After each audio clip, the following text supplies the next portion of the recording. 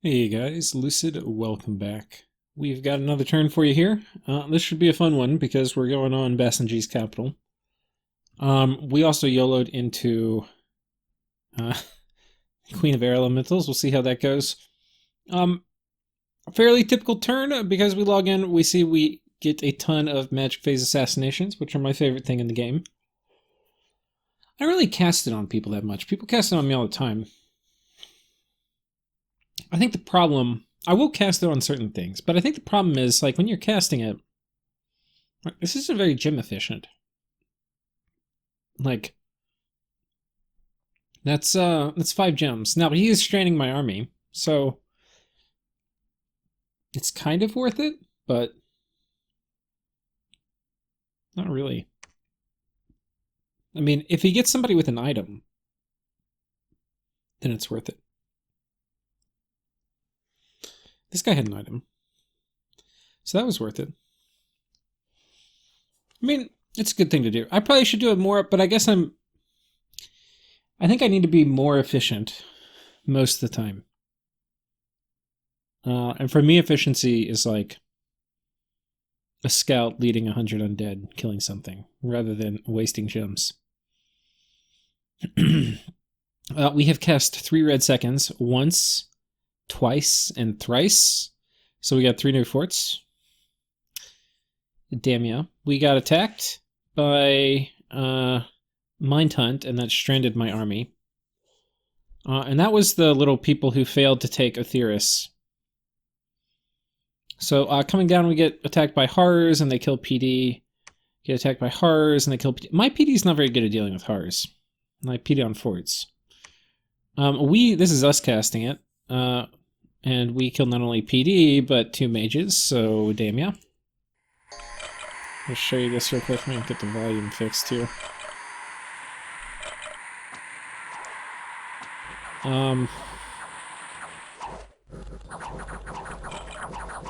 So they get through the skelly spam, and then they get the mages in the back, and there we go. Another, yeah, how much is this? 145. I call that 200. Yeah, I don't know. Fair amount of gold. Probably like 260. Here we cloud trapeze. I think this is the... Oh, this is not... Okay. So here we have a... his little army. And I have my Dryad pop out, because I'm a little worried. So we do enlarge, and the Dryad runs. She makes it out. I don't think I did air shield, and I probably should have here, because these are crossbows. Now that was a mistake, because that burned a lot of his fatigue. I don't know what he was going to cast that he didn't. Because I don't think I scripted him to Wrathful Skies. Maybe I just didn't have him on conservative gem use. Well, that... You know, the problem is it fatigued the shit out of him. Has confusion, waste of... Thunderstrike. We nuke the shit out of this guy. He's not dead yet.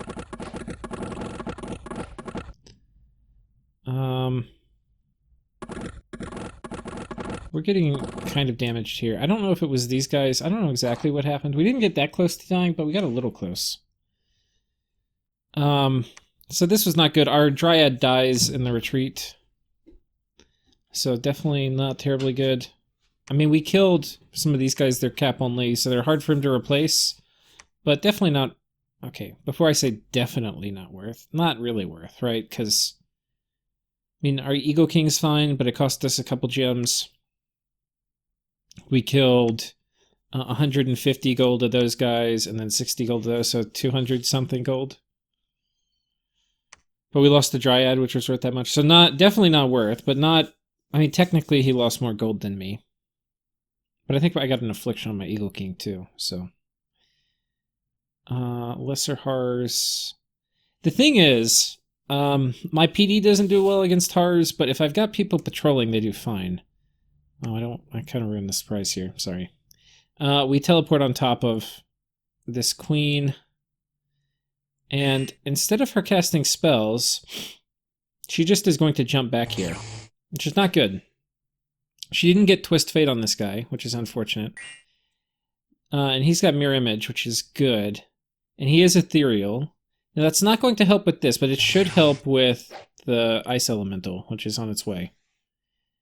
Now she's got 24 defense, and we have 17 attack. So we're not going to hit very often, but we'll hit sometimes. If we do hit, she's fucked. The other thing I didn't think about is I think we actually end up getting repelled. Let's actually watch this again. We die here, by the way, but...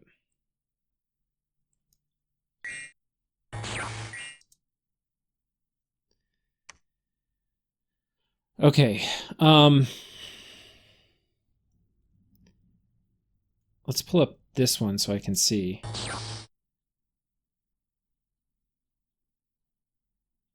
Yeah, Moonblade was repelled. That was something I didn't factor in, because I knew if we got enough hits, we would get it, but I didn't, and I should have. Thing is, the Storm Staff's long, and she has really high attack. So it actually is doing a pretty good job. See, repelled again. Now, almost all these are going to be repelled, I think, because it has to get through the repel check to even go against the 25 defense. And even if I put plus attack items on... Okay, so miss, that means it got through repel that time. Repelled, yeah. And trample works here, and Mirror Image can block like a few of the trample charges, and so can Ethereal, but it didn't. He got like a first hit trample. I think if we got rid of if the Elemental wasn't here, I think eventually I would have made it, because she can't really damage me very easily. I mean, she just did kill me there, but that was after Mirror Image was popped. So that went about as badly as it could. I didn't get Cheat Fate off, which would have helped, because it would have made Mirror Image last a lot longer. And then... yeah, I was thinking too that, well, if the Elemental hits me, because I knew it had an Elemental, then like I would hit it with the Moon Sword and just kill it, and then it'd be me and the Queen. I didn't factor in the repel, so that's unfortunate. So that was a loss. Yeah, you know, some nice gear, but I've got gear coming out my eyeballs right now. Hold off those Hars. Retired linebacker number 1. The Sid Lord is now known as the Prophet, so he's got a new Prophet. And a bunch of Blood Slaves. Werewolf attacks. Dryad attacks underwater, we'll watch that. It's just some water elemental summoning.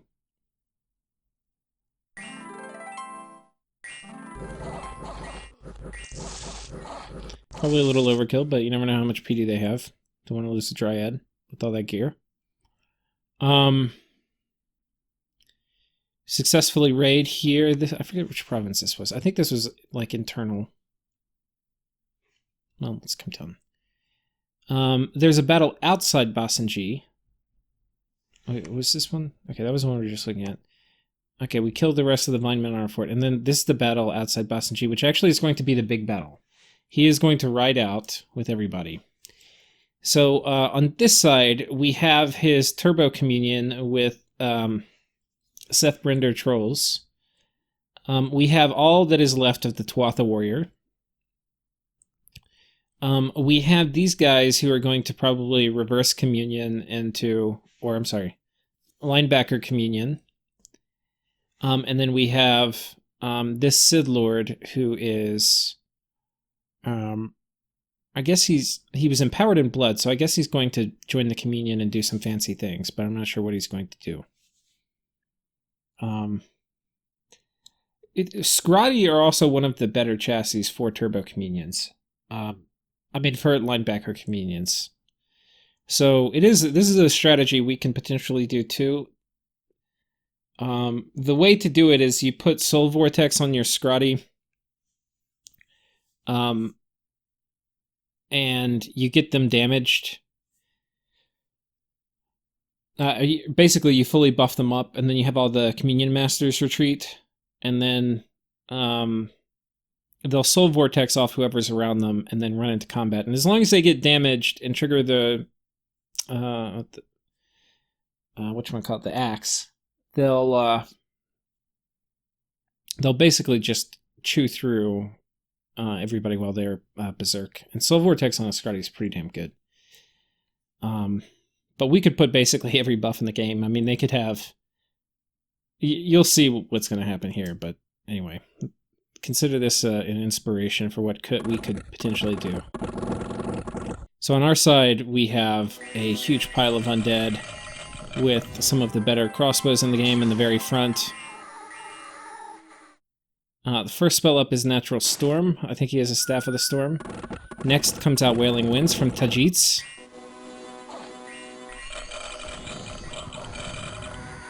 Next comes out... Okay, I think I cast Natural Storm, so we both have it. Creeping Doom. Light of the Northern Star. You can see the Dust to Dusts coming out. Soul Slays coming out, targeting these trolls. He does Fog Warriors.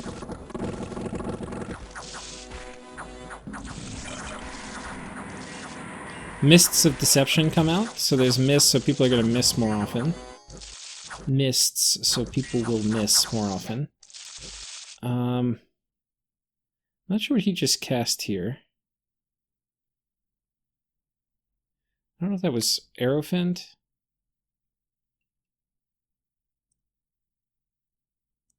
Oh, Wind Guide, is I think what that was.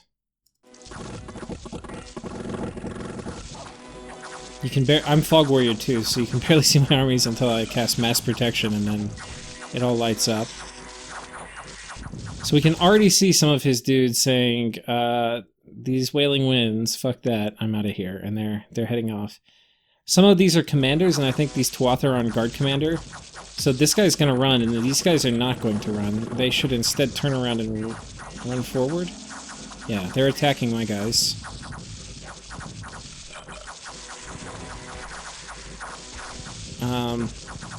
We see the evocation spam coming out, Witherbones. Now we have Blood Rain up. So what I want you to see is what the morale of these guys are. This is one of the strongest plays in the game. Just broken, like 4 morale. 7 morale. It's really annoying. It's hard to fight against. It's one of the reasons undead are so good. You see me playing a lot of undead factions. Part of it is because if you're not undead, you have to deal with this shit and you have really nothing you can fucking do. Like, 11 morale? That's not enough. He's gonna rout. The thing is, it doesn't care, like, you have to kill me very, very fast, or everybody's gonna fucking run.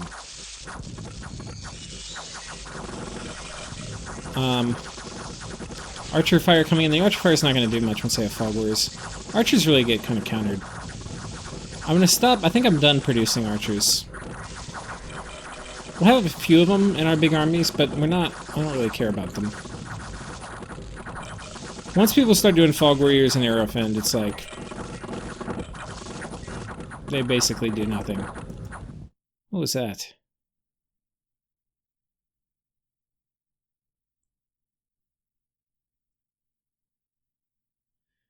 That looks like bone grinding. Somebody do bone grinding?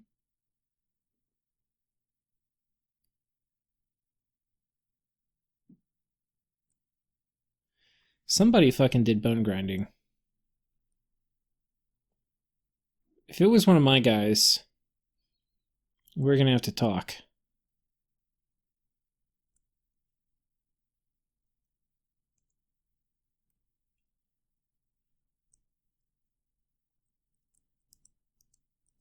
You fucker. This is who did it. Alright, well, we have Fog Warriors up. Fog Warriors is like the bone grinding counter.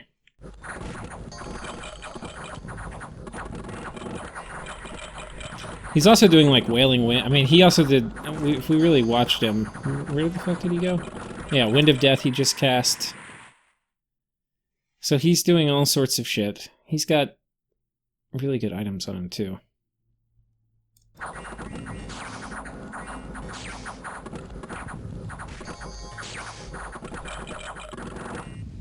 I thought I would kill for those items.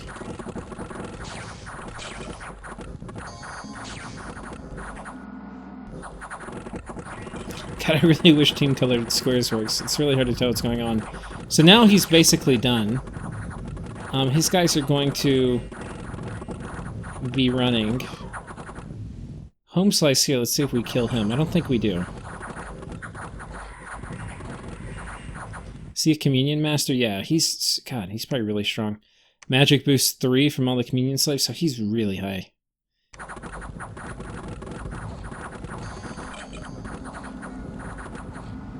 $31 MR? Yeah, we're not gonna soul slay him.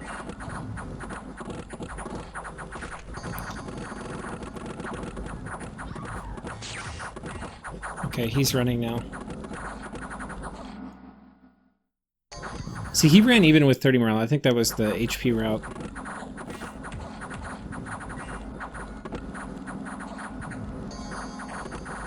A lot of my guys dying from Winds of Death.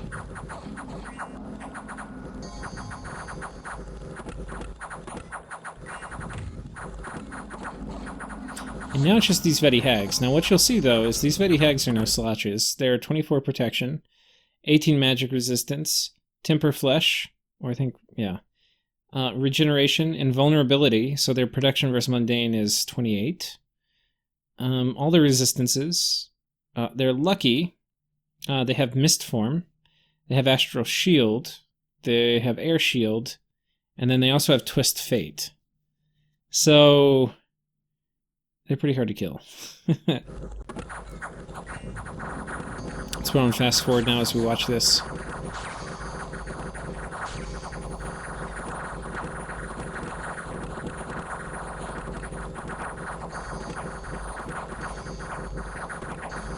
Look at Wind of Death, like, it's just all the decay on my side. The Veti Hags are slowly dying. Now there's going to be a battle replay bug here at the end.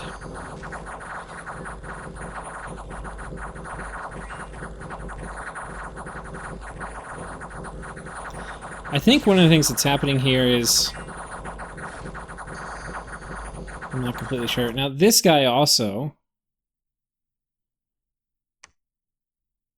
He was part of a communion, so he basically has the full kit of crazy shit on him. Like, yeah. And vulnerability. This is one of his linebacker communion dudes. I forget what's going to happen to him. He might fight his way out. We'll keep an eye on him.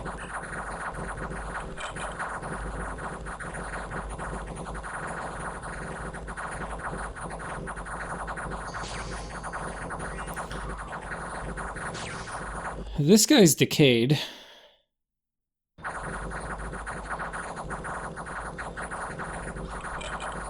Okay, I think we finally got that guy.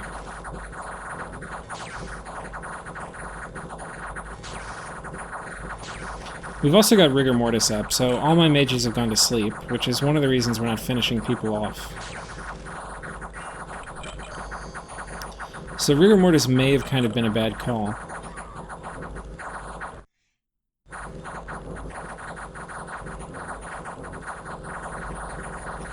Let's speed it up. This guy, I don't know if we get him.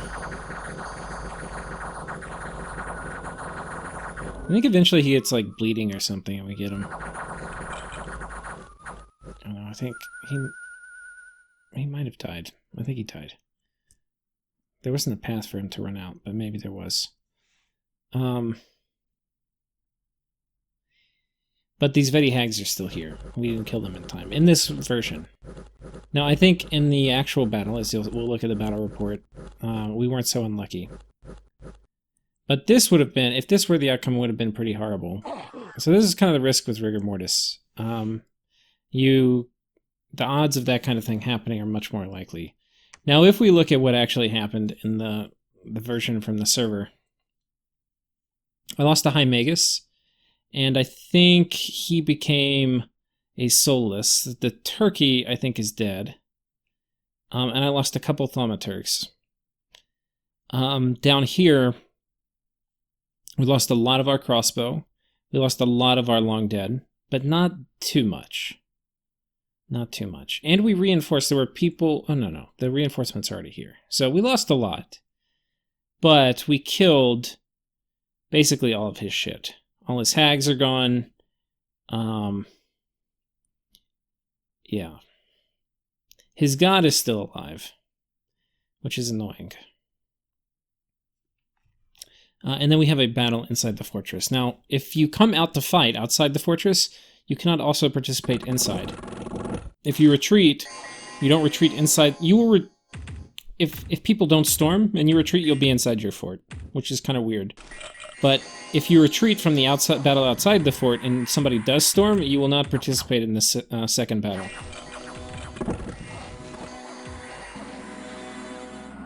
There go the Soul Slays, and they are gone. So that's it. We have taken Boss G. We got a Dwarven Hammer. And, yeah, we now have Boss G. We'll go through the rest of the turn. These guys attack, and they fail. And so this is losing 150 bucks. These guys attack. This is on top of one of my forts near this, the southern part of my empire. And so what he's trying to do is he's trying to get little efficient raiding squads that are going to be able to kill PD and lock me in my forts. Well, I just have too much stuff, and I'm not going to play that game. I'm patrolling my forts with reasonably low commitment amount of things. Except this was actually kind of high commitment, because he had a much bigger army he could have brought. He only brought a small portion of it.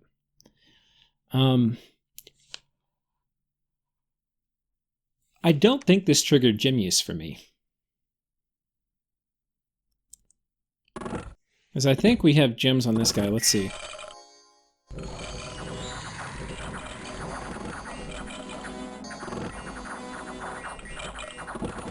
Yeah, it did not trigger gem use. What's kind of cool, and I just noticed this, it might be from the new patch. He cast Power of the Spheres, even though it didn't trigger gem use. So I guess it recognized that... basically, I guess it recognized that, or will still use temp gems in battles where you're not off script, or in battles which haven't triggered gem use, which is good. Never noticed that before. More successful raids here. Okay, this is one of the funniest battles. This is so funny. Get your popcorn out, boys. On this side, we have a very, very angry Vesuvian Titan, aka Fulero Tyrant, or Laestrygonian Tyrant. He's got a lot of MR, 26. Did he do Iron Will already? Yeah, 26 MR. Temper Flesh, Phoenix Pyre, Summon Earth Power, Iron Skin. How are you going to kill this monster? Not with the lizards.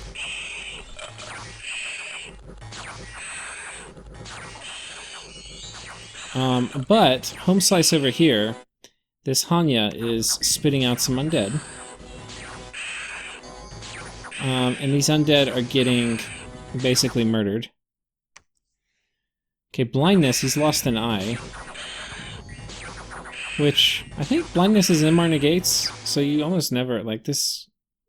It's like a shoot the mid. And he's now lost both eye. Oh no.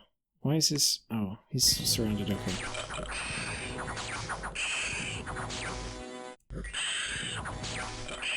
So he hasn't killed all... The chaff is coming out just fast enough that he's having trouble killing him. This Earth group actually is kind of an important part of that equation. Of keeping him backed away. Okay, he one-hit kills both of them. And they're hitting him with Paralyze and stuff. Now, if any of these Paralyzes hit, which, okay, there it goes. They're not very likely to. But eventually, you know, if they do, he's going to be stuck here. And now the undead can pile up.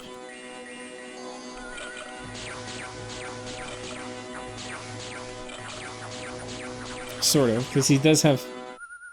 Okay, they finally hit him with the Soul Slay, you can see right there. But Soul Slay, one of the only ways to survive it is Phoenix Pyre. Feeble-minded. Lost an eye.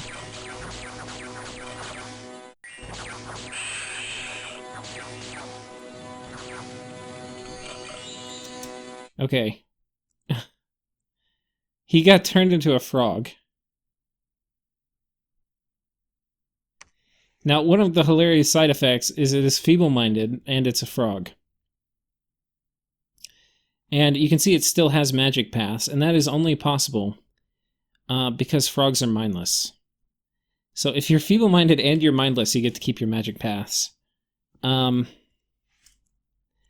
they cast Charm Animal, and they got it. Because Curse of Frog Prince, which is how you turn them into a frog, is MR negates. So they got really lucky. Well, pretty lucky. I mean, that's what the communion was set up to do. But then once they turn into a frog, the frog does not have much MR. It only has 6. So then they did Charm Animal to steal the frog. And that all happened very quickly. Once Phoenix Pyre popped and he ended up landing close to the communion, you know, crazy things happened. So, thing is, this is exactly the thing we can do to Phaedod if he attacks us with those angels. Because those angels are pretty annoying. Well, we have turkeys who are actually, I would say, they don't make as good a Turbo Communion dudes as this guy does.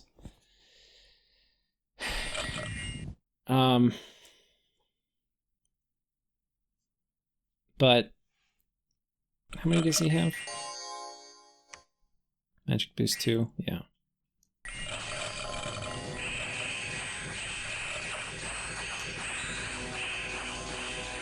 Yeah, they all get enlarged. They're regening a fair amount once they get fatigued.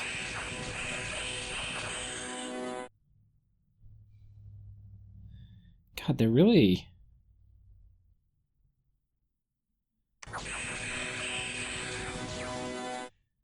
They're not even taking fatigue damage. I don't even know why.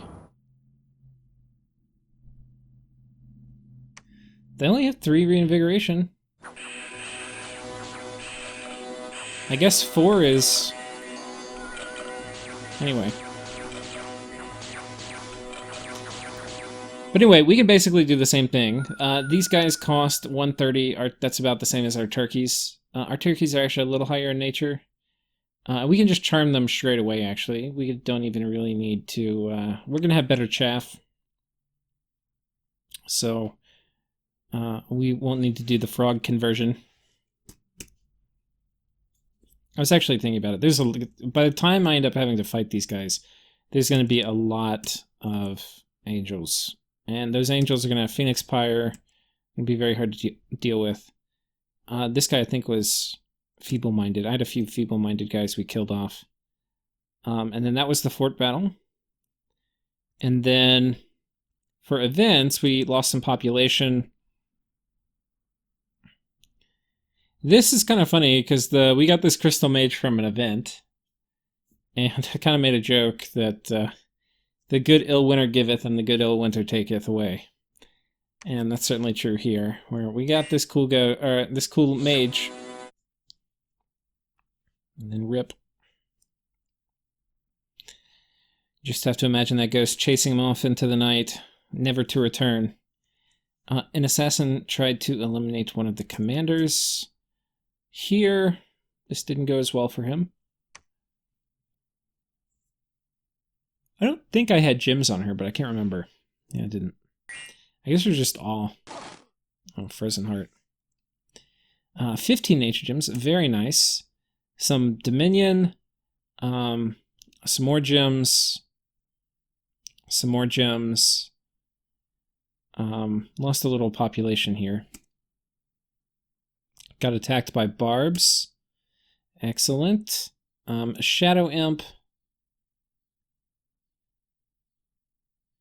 Here we catch one of the Poisoners of Caldonia, which are one of his camp-only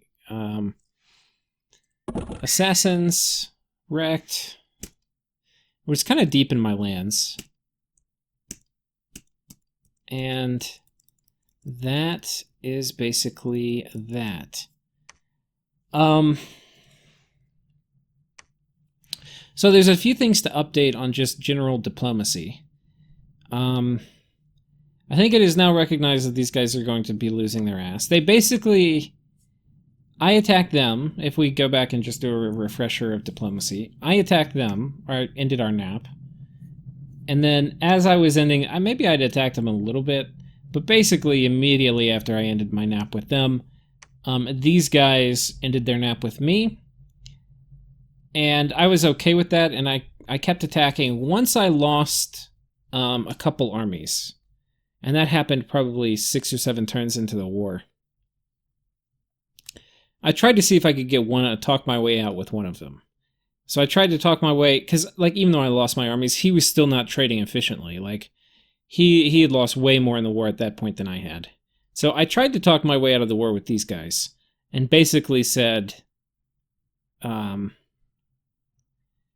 look, you know, this war is not going well for you. If like you're probably not going to get the spoils. If we win, because this guy's way stronger than you, which is true. Like, you shouldn't be falling on the sword and just throwing away units fighting me so that, you know, for this guy's benefit, because you don't want to betray your ally, because he did kind of come to his aid. And so I couldn't really talk him into that, but then he's like, okay, well, I'm going to keep marching armies at you. So he kept marching armies at me, and I completely killed him. He basically forced me to kill him.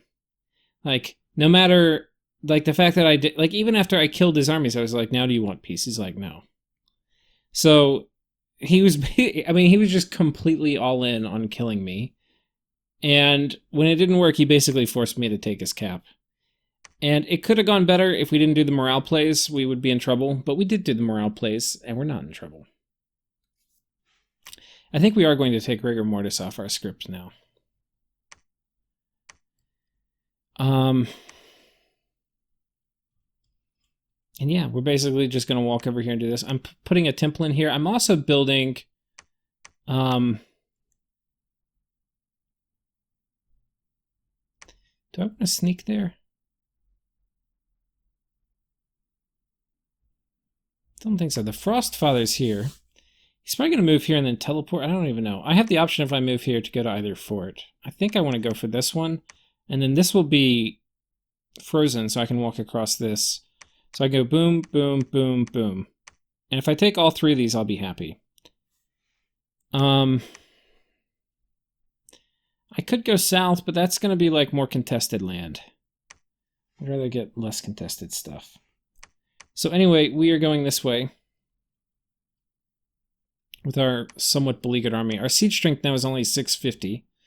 And I know it sounds silly when I say that, but, you know. It'd be nice if it were more. Because this is 1,000 fortification, so it's going to be a 2-turn pop. We're building a temple here. I'm also building stone... I forget where I'm doing it. One of my guys... We're building 2 stone idols. I'm going to get his dominion out of here pretty damn quickly. Get ours in there. Stone idols, I think it's good to have a couple of them around. I probably don't make enough of them, but they're pretty efficient getting rid of enemy dominion. If you're getting dom pushed really hard, they're pretty good to have a few around. If you're killing people, it can be pretty good to have a couple around, because it's going to allow you to chop through enemy dominion and newly conquered territory. And then if you're going for a dom push strat yourself, they're good too.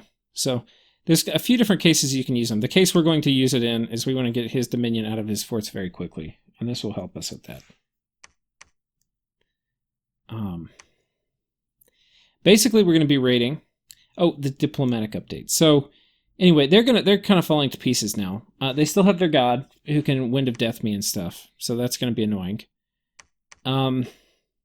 They're not going to be able to Wind of Death me easily, but they can probably... Yeah, I don't know. It'll be tough because we can soul slay him and stuff if he sticks his head out of his fort and stuff. We'll see. They have. I'm sure they have some more tricks up their sleeves. we're probably going to fill this fort up with assassins and stuff too right now. So,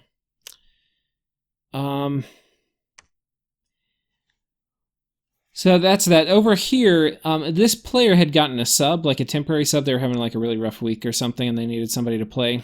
And so for probably like the past 4 or 5 turns, it's been a different guy. He's played really well. I think he's a more experienced player, the sub. Because basically he was doing budget rating, which, like, one of the reasons this war went really badly for them was they had so much invested in these really good super combatants. And the super combatants were great if they didn't die, you know, because they were killing swaths of undead and all these things. But and the problem with these budget things is they can't kill swaths of undead. But the problem with the super combatants is if I killed them, which I think I've killed basically all of them now. There might be 1 or 2 left. Oh, the Queen of Air Elementals is left. You know, if I kill them, it's a huge dent in their economy. So anyway, that's what's going on. So anyway, the new player is going to be the sub is played this turn, which we'll see. This is the last turn the sub's playing, but I was already talking with the original player who's going to come back and take the game back, and he was saying, "Yeah, I think I'm getting my ass kicked," but. And he said that if he doesn't have enough time to like play such a nuanced war, so he's probably going to make peace so that his turns will be shorter, which quite frankly this turn took me like 2 or 3 hours to play so far. So I'll appreciate it too. But he says he's worried if he's not at war with me, then I'm going to win. Well, I mean, I think I was going to win from like 30 turns ago. But being at war with me is fine if it's working, and then it's not fine if it's not working. So he should have gotten out when it stopped working. What I explained to him, and I think I'm normally pretty honest in my advice, though sometimes I guess I skew it to my favor a little bit, but I was like, look, this is what you have to understand, is that over here there's all these weak nations, so Phaedod was kind of strong, and he was starting to eat other weak nations. Australium, I think, Pompeii. I don't know the remnants of who was up here. But anyway, these are all getting kind of predated upon. And nobody that is going to be eating weak nations.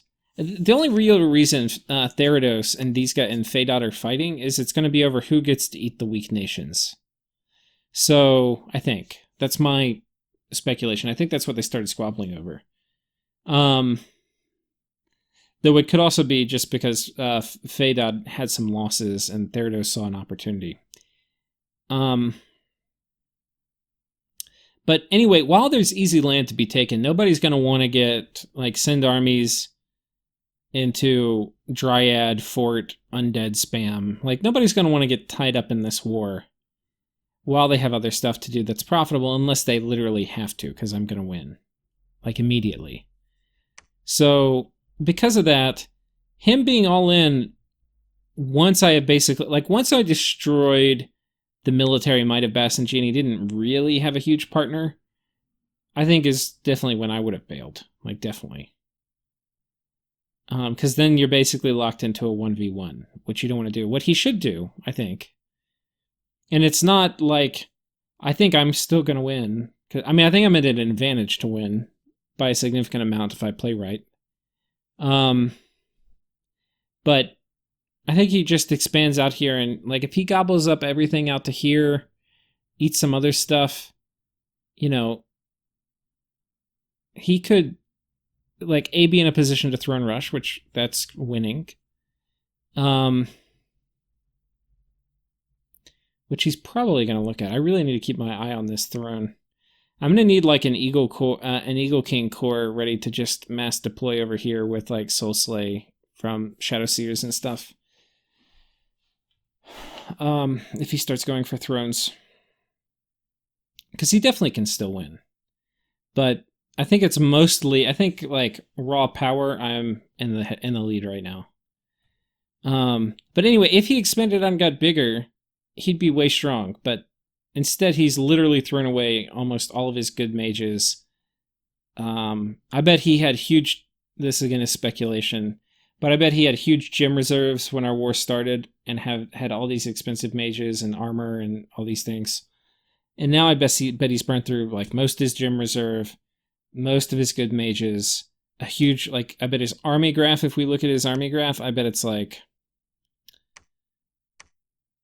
yoink. I bet it's like half of what it was. But I could be wrong. Either way, it's definitely been expensive because I've killed 800 gems worth of stuff at least, I think. So what are we doing this turn? We're moving here to go get these two. That's the main play. We're breaking out of some of our forts. What I expect is when the original player gets control of the nation again, we'll probably make peace. So as much as I can, I'm going to try to kind of get these provinces in my border so that when we make peace, it will include that. By default, I won't have to like really negotiate it. These ones are going to come back, but I'm probably just going to leave them here for now. I expect that this army is going to look very ripe for his Queen of Air Elementals to pay a visit back. So what we're going to do is teleport in Home Slice, who is going to be doing Thunderfin and Fog Warriors. Now, we're not going to kill her, which is unfortunate. It's very sad. But we should... there's a chance we could Soul Slay, but probably not. But it will just keep this stack from dying. Meanwhile, we're patrolling. He's probably got some assassins here too, or an assassin. So hopefully we catch them. Yeah. The other thing that's kind of significant for this turn is we destroyed our capital. And I didn't know this, but I guess the way the mod works, even without your fort, you can still get your cap-only mages. So we don't have many commander points. We only get 1 instead of the normal 2 you get with a fort. But next turn we'll have 3, because we're going to have a citadel. So that's kind of sweet. Now, they try all the time to scout me, and if they have a scout here, I think they can see that my fort's gone, and then they could do some crazy magic phase attack. Well, we're doing 3 red seconds, which will put it up in magic phase, so the worst that would happen is they just have my fort under siege and potentially cracked, though I have enough troops here where it won't be cracked. But I don't even want to mess with that. We're just having our Eagle Kings here patrol, and they're going to do Air Elementals and then Fog Warriors and stuff like that. And I think we'll be kind of okay. But then after this, we're going to have 50% faster Eagle King production. And we don't even miss a beat, because we only lose half a turn of production, but we gain that half turn back the next turn. Getting more Firebirds. And I'm trying to think what else.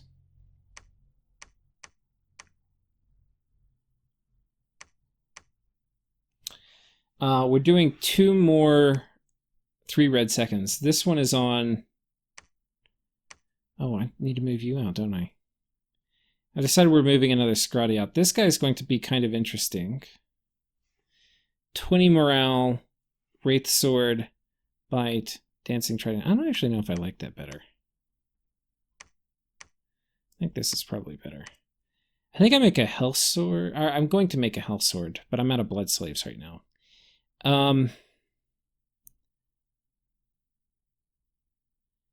I think I want to get somebody down.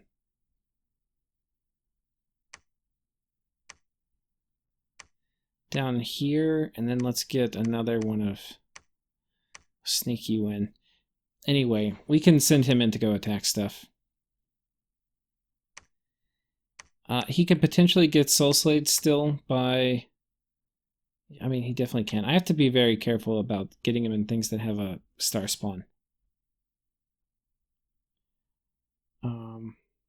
But with anti-magic on, he'll be mostly okay.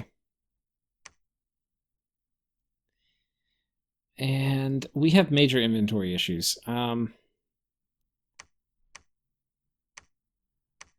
I've got just too many items. I've taken a lot of the assassin items out and put them on dryads that are sitting in forts researching. But it's getting kind of hard to manage. I need more flesh eaters. I've been managing. I put a lot of those on scouts and stuff. So I could make herald lances. These do 3 times damage versus demons, which might be pretty useful for killing. I think we're gonna have at least one. That'll be useful for killing these angels if they come in. I can put them on a scrotty and then give the scrotty boots a flying, and they'll just hop around beating the shit out of them. And it's probably long enough so I don't have like weird repel things to worry about. Yeah. Probably that and a flesh eater will do pretty good work on an angel. And then here, I think we're gonna make some shoes.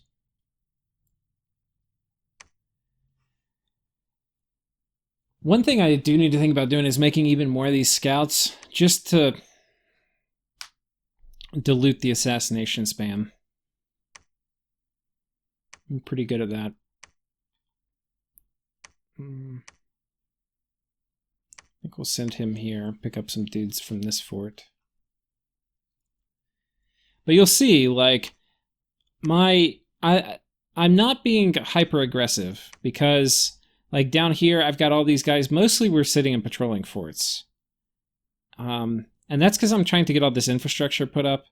Like, oh wait, we didn't really see where we have it. 82. So this one's going on Nottheim. And then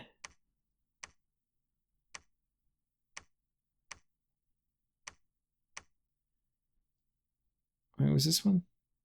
Oh, and this one's going at 45. Which is here. I'm going to kind of make a bridge from Boston G here. I really want to consolidate my power to annex this in. We've already kind of done it out this way. Here, I probably need to get a fort here and here. And then I'll have like I think that will do. I mean, just having these 3 new ones out here does a lot to strengthen me up in this region. But I need to get more production out this way, because right now, like, reinforcing stuff on this side is really hard to do.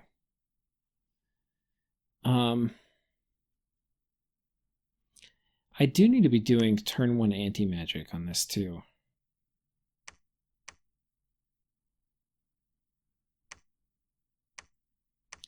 Especially if he is using his god to Wind of Death me. It's the wrong gym type. The other thing I'm going to do is, I think because this morale play is so good to have in my deck, and that was what I was excited about. I was really waiting. I got to Jeets really late for being luck 3.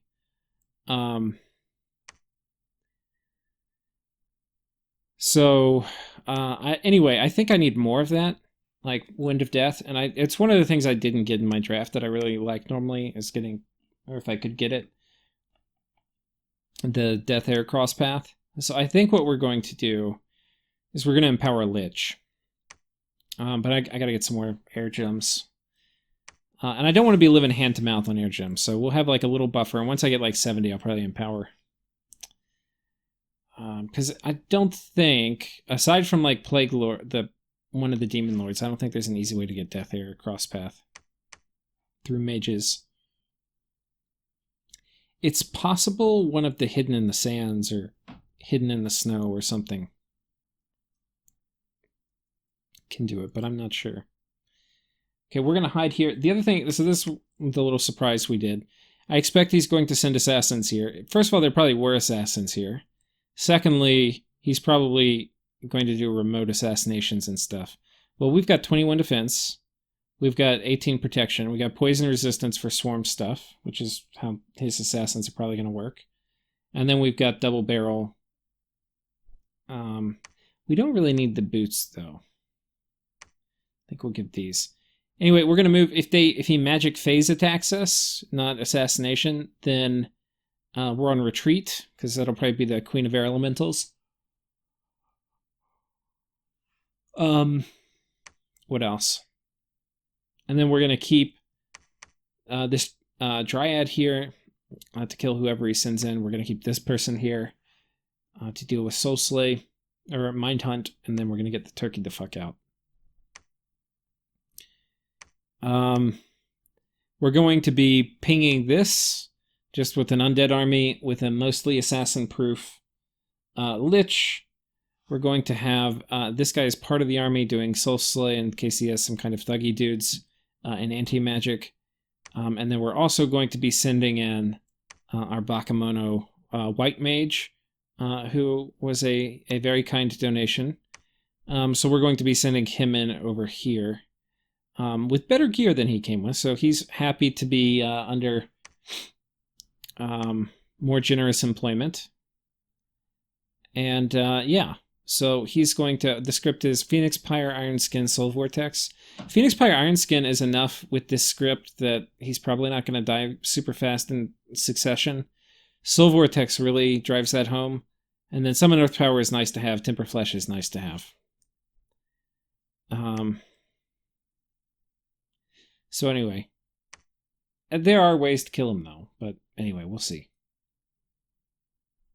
And because we're moving somebody in to take these out, we can actually do Seduction, which is nice.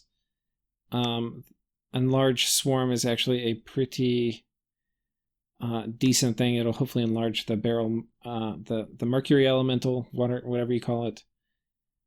And then she's got lifelong protection, so she's going to zap them with imps. So that is the play. We're not trying to take this fort or to storm it. We are just trying to disrupt recruitment and logistics and all that stuff. Make him react. It also kind of just give us some leverage as negotiations move forward for if we go to peace. What I think I want if we go to peace is, I think everything in this line of provinces I want.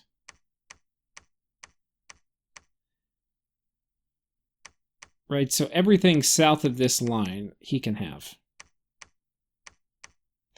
Which I think will just be like a few token provinces over here. I may let him keep 1 or 2 provinces out of this, but not really. I'm actually, now that Basenji's fallen, I am totally okay being at war with these guys. And in fact, letting off, like in some ways you could say it may be worse to let off, because then he's going to rebuild.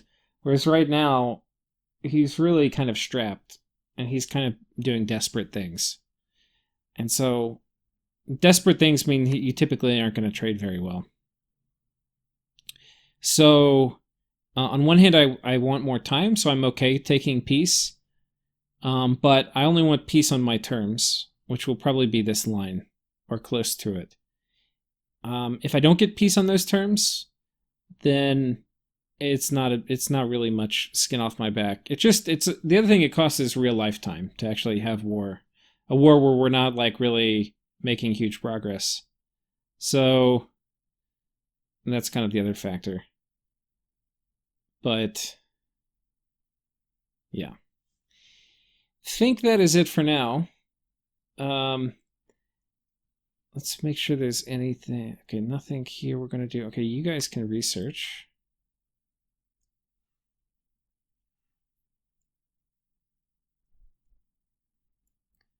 You can research. You guys are hanging tight. You are hanging tight.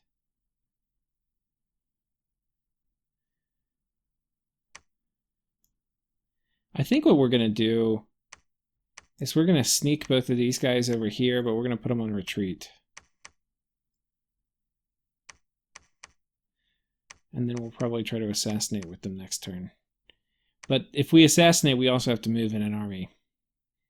And maybe, because we're doing that, I just ping it to see what the fuck is here.